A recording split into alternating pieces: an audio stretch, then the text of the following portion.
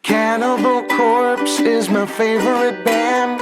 I listen to their stuff as often as I can. I really love those dudes, I really do.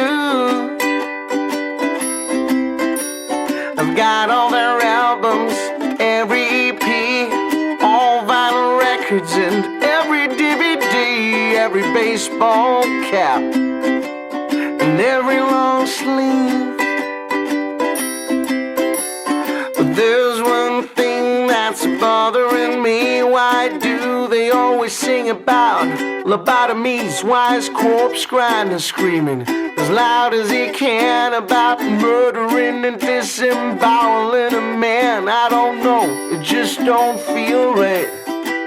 Those gruesome pictures keep me awake all night.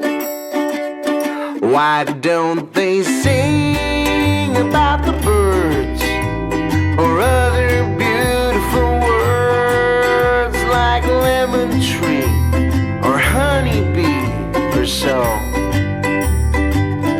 Why don't they sing